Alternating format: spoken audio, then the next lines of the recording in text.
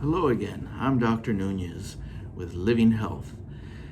Today I wanted to speak to you about managing your time so you can build in healthy habits into your daily routines.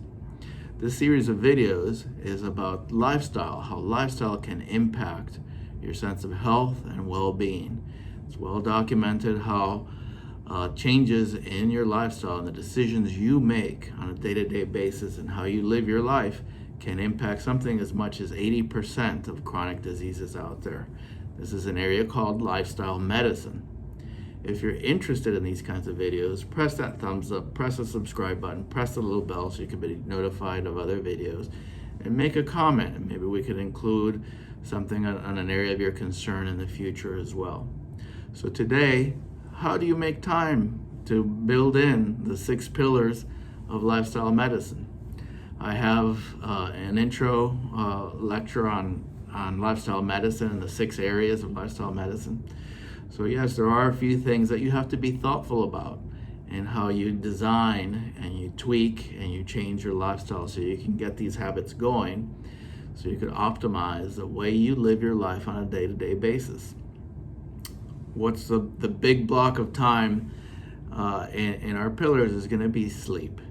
And I have some videos on tips for sleeping and the importance of sleep in managing all sorts of ailments and conditions. Now you should be blocking 7 to 9 hours a day. So you could have the opportunity to sleep 7 to 9 hours in one go. It should be the same hours every day. And again, you have to include 45 minutes, half an hour to 45 minutes you should include of wind down before that. So it could take about 8 or 9 hours, maybe a little more if you're on the upper end of sleep, so that you can wind down and then have a good run of sleep every night. That's the big block of time that you have to be looking at, and you should consider that it be the same block of time every day. In other words, the same hour of sleep, same hour of rising. What's the other big block of time in most people's days? It's work. If you work 8 hours a day, 5 days a week, that's a big block of time that you have to schedule. So what other things can you include in there? Well, hopefully work is not a source for stress for you. There should always be a certain amount of interest or low-level kind of anxiety when you're engaged in productive things, and that sometimes helps focus the mind. But if it's inordinate and it's impacting other stress, then maybe you have to look at, well, what can you do with the kind of work you're doing or what you're engaged in to reduce the stress in there? And that is one of the pillars. But having said that, work is very important in the whole lifestyle because it includes things that help feed back to how you feel about yourself, that you're feeling productive, that you're feeling gainful, and you're contributing to society in some productive way, and you're earning something back. And that psychologically and emotionally is an important thing. Work is also important for social connectedness, the idea that you have coworkers that you interact with, and so that adds to that other pillar of lifestyle medicine, of social connectedness. So yes, you have to address stress, and you can address social connectedness through the work you do.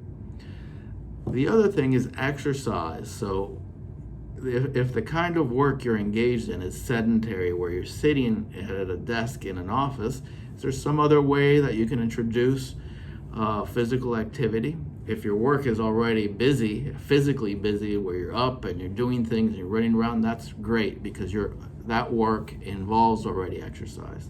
For the person that's sitting in an office, you have to be a little bit more thoughtful. There have been some good successes of people that adopt desks that can rise, so they could be standing or they can sit. And there's also been some good success with people that include some exercise equipment with their desk. In particular, you'll see a lot of talk about under-desk treadmills. So when you have a stand-up desk, you could stand at the desk and set the treadmill underneath, and you could set it low, maybe walking 1 mile an hour or 1.5 miles an hour at most, And that allows you to get a little walking in, a little exercise in, while you're doing other things, whether it's answering the phone or drafting emails and the like. Many people that are office-based, that normally would sit in an office all day long, have found that useful. The other thing that you could do is when you take your breaks is to include some exercise like walking. Maybe just 10 minutes during your lunch hour that you take it walking and moving around, maybe going outside and engaging nature. So the work, remember, is not a negative. It can be a huge positive to your lifestyle because of the social connectedness and because maybe you can introduce some of the exercise in there in that routine. Next is nutrition. Nutrition is a big block, a big pillar of importance. And you should look at that when we speak of whole food, plant-based. Well, one of the things that involves is taking time to go to the store and shop for produce or go to the farmer's market. And I think usually people find that when you want to get some fresh produce, you would end up going to the store twice a week, maybe more if you have that opportunity, or less if you're growing some of the produce yourself at home or you have access to produce like that. So that involves taking a little time, and you should block that into your schedule somewhere where you can shop for fresh produce that you can then plan your meals around and eat. Remember, fruits and vegetables. That's a key area of lifestyle medicine, and it should be whole food, so it's minimally processed food. So as you get into grains and the like, you want to go with the whole grains rather than the processed grains. And the beans and legumes you could include in there. Usually people also find that it involves making time for you to prepare your own meals. So if you enjoy that, that can be another area of enjoyment for you, where lifestyle is giving back to you some pleasure and enjoyment. And if not, you can make arrangements. And now there are many healthy choices.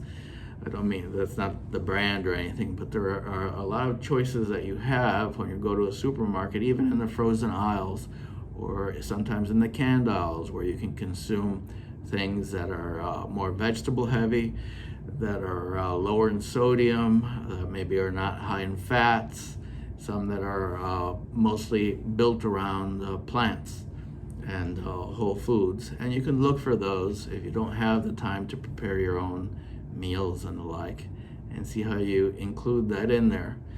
And then if you avoid things that could be bad for you, whether it's smoking or drinking heavily or the like, or any other illicit substances, that's the other pillar.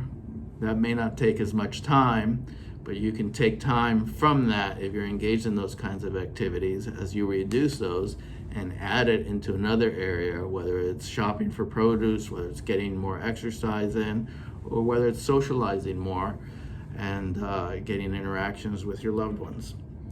So I wanted to just encapsulate how you should be looking at blocking off your time so that you can make it easier to accomplish the healthy habits. And as I talked in the other video about nudging our way there, what you want to do is make it easy on yourself to integrate all the healthy little components of lifestyle into your daily routine, and make it a little less convenient for yourself to do things that are not good for you. So with that in mind, remember, lifestyle is about enjoying your life. It's about improving and optimizing your health and well-being so you can get enjoyment and pleasure out of life as long as possible in very good health. If you're feeling frustrated, or you take a step back and rethink how you're doing it and change a few things and go back into an area that maybe you're optimizing yourself and you feel the reward of living a healthy life, and you feel those energy levels and that desire to be engaged in activities. So again, until next time, I'm Dr. Nunez with Living Health. Bye-bye.